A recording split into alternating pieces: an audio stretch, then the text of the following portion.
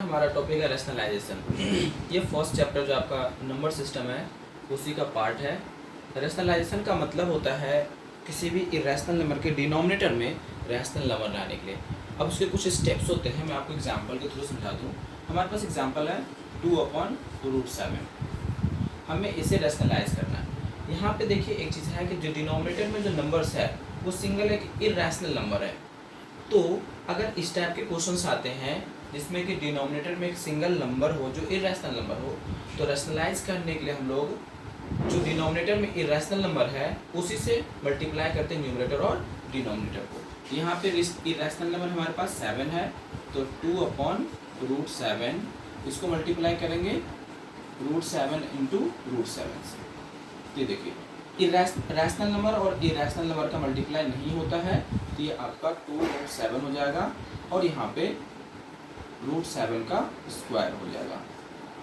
Square से root cancel हो जाता है, ये हो गया 2√7/7। ये आपका आंसर हो गया। हमारे पास यहाँ पे जो 7 है वो एक रैशनल नंबर आ गया, तो इसे हम रैशनलाइजेशन करेंगे। दूसरा एग्जाम्पल हम लोग लेते हैं, ये आपका फर्स्ट है।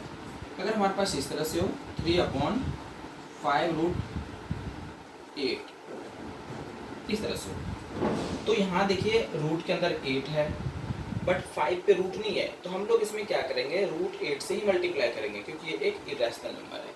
तो ये हो गया आपका 3/5√8, इसको मल्टीप्लाई करेंगे √8/√8 से। तो यहाँ पे फिर हम देख रहे हैं रैशनल और इरेशनल, तो ये हो जाएगा 3√8/5 इंटू √8 का स्क्वायर। ये आपका आ जाएगा 3√8/5 इंटू 8 इस तरह से आ गया। आप इसे फर्दर सॉल्व भी कर सकते हैं। 3√8 को 2√2 हम लिखेंगे और यहाँ पर हो गया 5 इंटू 8। यहाँ पर हम लोग कहेंगे √8 = 2 इंटू 2 इंटू 2। तो जो पेयर में वो बाहर आएगा, ये 2 पेयर में है, एक 2 बाहर आ गया और यहाँ पे ये 2 बच गया। तो यहाँ से ये और ये कैंसिल हो गया 4 टाइम्स में, तो हमारा आंसर आ गया 3√2/20। तो इस तरह से आप अगर डिनोमिनेटर में सिंगल नंबर हो, इरेशनल नंबर हो, आप उसे रैशनलाइज कर सकते हैं। थर्ड एग्जाम्पल हम लेते हैं। अगर हमारे पास इस तरह से हो √5/√2, तो यहाँ पे न्यूमरेटर और डिनोमिनेटर बोथ में इरेशनल नंबर है, तो हमें न्यूमरेटर से कोई मतलब नहीं है, हमें डिनोमिनेटर से मतलब है क्योंकि हम रैशनलाइज कर रहे हैं तो डिनोमिनेटर को रैशनलाइज करेंगे। तो यहाँ हम मल्टीप्लाई करेंगे √5/√2, डिनोमिनेटर में √2 है इसलिए हम लोग √2 से करेंगे, √2/√2। अब यहाँ देखिए न्यूमरेटर में क्या है, ये भी नंबर रूट के अंदर है और ये भी नंबर है, तो रूट के अंदर जो भी नंबर वो मल्टीप्लाई हो जाता है। तो 5 2 10/√2 का स्क्वायर, तो ये आ गया आपका √10/2। तो इस तरह से आप जिसका डिनोमिनेटर में सिंगल इरेशनल नंबर हो तो उसी इरेशनल नंबर से न्यूमरेटर और डिनोमिनेटर को मल्टीप्लाई करके आप फाइंड उसको रैशनलाइज कर सकते हैं। यहाँ पे हमारे पास अब जो नेक्स्ट क्वेश्चन है उसमें देखिए क्या है, डिनोमिनेटर में इरेशनल नंबर है क्योंकि रैशनल और इरेशनल को अगर आप ऐड और सब्ट्रैक्ट करेंगे तो आपको इरेशनल नंबर ही मिलता है। तो यदि डिनोमिनेटर में इस तरह से मिक्स फॉर्म में हो, मतलब रैशनल भी हो और इरेशनल भी हो, तो हम लोग इस केस में क्या करते हैं, कंजुगेट से मल्टीप्लाई करते हैं। कंजुगेट क्या होता है, a + b का कंजुगेट, a + b का कंजुगेट होगा a - b and a - b का कंजुगेट होगा a + b। डैट मीन्स हम लोग क्या करते हैं, यहाँ साइन चेंज कर देते हैं। अगर इस तरह से हो -a + b, तो इसका कंजुगेट होगा -a - b। मीन्स जो राइट साइड में हो सिर्फ उसका साइन चेंज करते हैं। देखिए राइट में यहाँ b प्लस था तो इसका कंजुगेट माइनस हो गया, यहाँ पे b माइनस था तो इसका कंजुगेट प्लस हो गया, यहाँ पे प्लस था तो माइनस हो गया। लेफ्ट का साइन चेंज नहीं होता है, तो हम लोग यहाँ पे इसके कंजुगेट से मल्टीप्लाई करेंगे। तो 5/3 - √2, इसका कंजुगेट क्या होगा 3 + √2, 3 + √2/3 + √2। तो यहाँ पे हो गया आपका 5 × 3 + √2। अब देखिए यहाँ पे क्या है, a minus B into A plus B. तो एक आइडेंटिटी होता है a minus B into A plus B equal to A square minus B square. तो हम लोग इसी आइडेंटिटी का यहाँ यूज़ करेंगे। हमारे पास a की वैल्यू क्या है 3 माइनस b की वैल्यू क्या है 2। अब आपको समझ में आ गया है कि हमने क्यों कंजुगेट से मल्टीप्लाई किया। हम लोग कंजुगेट से इसलिए मल्टीप्लाई करते हैं कि बोथ नंबर पे स्क्वायर आ जाए। स्क्वायर आने से रूट आपका कैंसिल हो जाएगा। तो यहाँ पर आ गया 5 इंटू 3 प्लस √2। 3 का स्क्वायर करेंगे तो 9 माइनस 2। तो ये आपका आ गया 5 3 प्लस √2 अपॉन 7। यहाँ पर डिनोमिनेटर आपका आ गया रैशनल नंबर, तो ये आपका रैशनलाइज हो गया। का देखिए ये है कि √3 अपॉन √3 प्लस 2√3। तो जैसे ही हमारे पास डिनोमिनेटर मिक्स्ड फॉर्म में आए तो हम लोग क्या करेंगे, कंजुगेट से मल्टीप्लाई करेंगे। यहाँ पे कंजुगेट क्या होगा, √3 अपॉन √3 प्लस 2√5। इसका कंजुगेट होगा, यहाँ पे प्लस है तो माइनस कर लेंगे, 2√5 अपॉन √3 माइनस 2√5। तो ये आपका हो गया, √3 से बोथ को मल्टीप्लाई कर लेंगे, माइनस 2√5। अब यहाँ पे देखिए क्या है आपका a plus B A minus B. तो वंस अगेन हम लोग यूज़ करेंगे A square minus B square. तो ए स्क्वायर माइनस 2√5 का होल स्क्वायर। इसको इसके साथ मल्टीप्लाई करेंगे तो 3 3 जा 9, और ये इसके साथ होगा तो क्या होगा, माइनस 2√15। मीन्स रूट वाले रूट के साथ मल्टीप्लाई होते हैं। 3 3 जा 9 और 3 5 जा 15।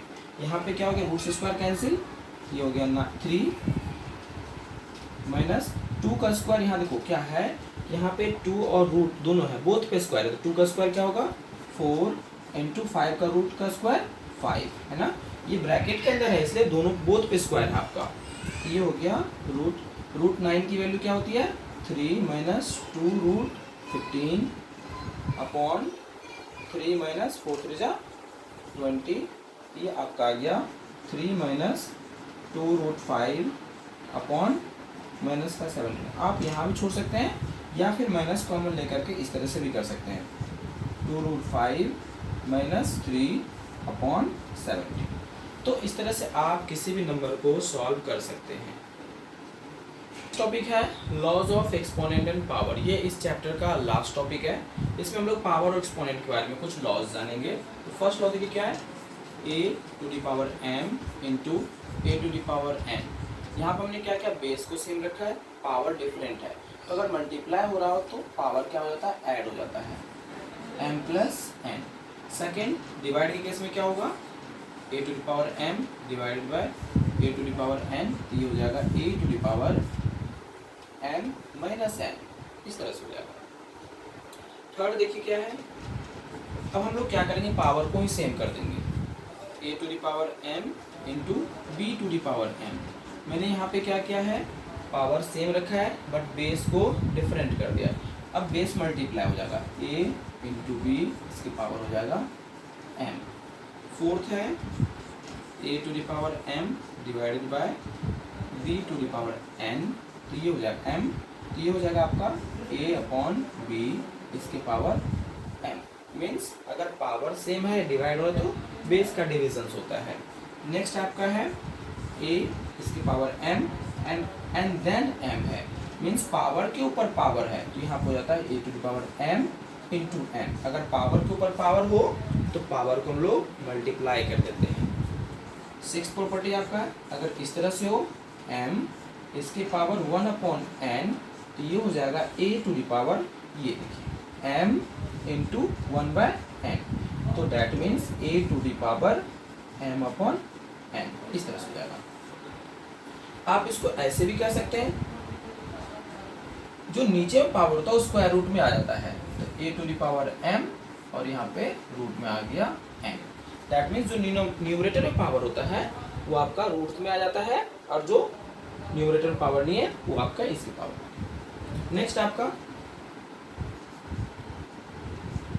a अपॉन बी इसकी पावर अगर माइनस m हो तो ये हो जाता है a अपॉन बी इसकी power m, sorry b upon A हो जाता है, ये b अपॉन ए, मतलब यहाँ पे जो आपका फ्रैक्शन a अपॉन बी है ये रेसिप्रोकल है b अपॉन ए और ये माइनस का साइन हट जाता है।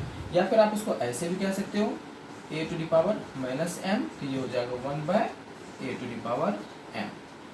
अब नेक्स्ट आपका है एट्थ प्रॉपर्टी, अगर किसी भी नंबर है उसके पावर 0 है तो उसकी वैल्यू आती है 1। हम देखते हैं कि उसकी वैल्यू 1 कैसे आता है।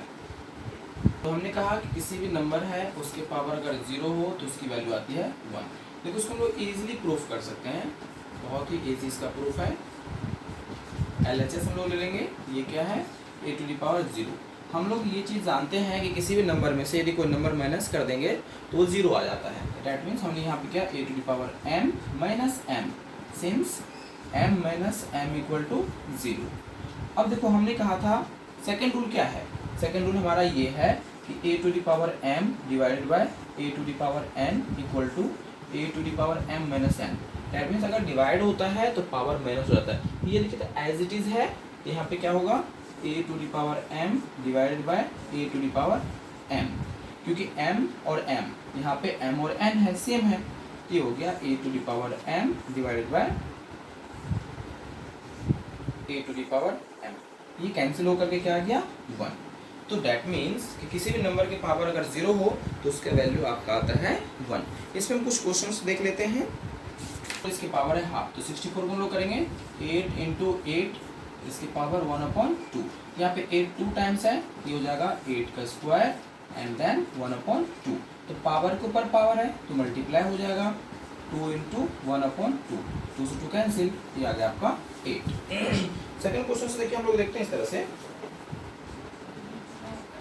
32 इसकी पावर है आपका 2/5। तो 32 को हम लिखेंगे 2 into 2 into 2 into 2 into 2, 5 times 2 2/5। तो ये क्या होगा 2 टू द पावर 5, इसके पावर क्या होगा 2/5। ये आपका हो जाएगा 2 टू द पावर 5 इंटू 2/5, 2 से 2 कैंसिल, तो ये हो गया 2 टू द पावर 2। या तो आप यहीं छोड़ सकते हैं, अदरवाइज नहीं तो ये 2 का स्क्वायर करेंगे तो 4। तो इस तरह से आप सॉल्व कर सकते हो किसी को भी। नेक्स्ट क्वेश्चन एक और देख, थर्ड क्वेश्चन 1/3 का स्क्वायर है, इसके पावर 7 है। तो ये क्या हो जाएगा आपका 1, यहाँ देखिए क्या है 1/3 का स्क्वायर, इसके पावर 7 है। दैट मीन्स 7 जो है 1 के भी पावर है और 3 के भी पावर है। ये हो जाएगा 1 टू द पावर 7/3 का स्क्वायर, इसका भी पावर 7। तो 1 को आप 7 टाइम्स मल्टीप्लाई करेंगे तो 1 ही आएगा, तो 1 हो गया। और यहाँ पावर के ऊपर पावर है तो मल्टीप्लाई हो गया, तो ये हो गया 14।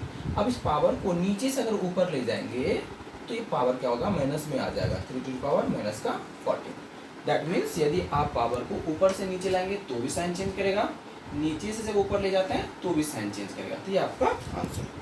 क्वेश्चन से 11 to the power half and 11 to the power 1/3, तो डिवाइड हो रहा है, बेस सेम है तो पावर माइनस हो जाएगा 1/2 minus 1/3।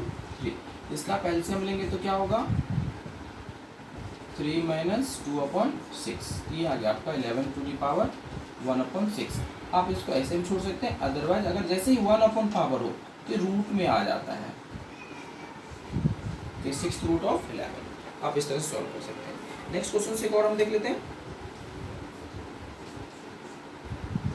5 to the power 6 into 5 to the power 7 है, बेस सेम है, पावर ऐड हो जाएगा 5 टू द पावर 6 प्लस 7, ये हो गया 5 टू द पावर 13। तो इस तरह से आप एक्सपोनेंट पावर के क्वेश्चंस को सॉल्व कर सकते हैं। आई होप कि आपको कोई प्रॉब्लम इसमें नहीं होगी।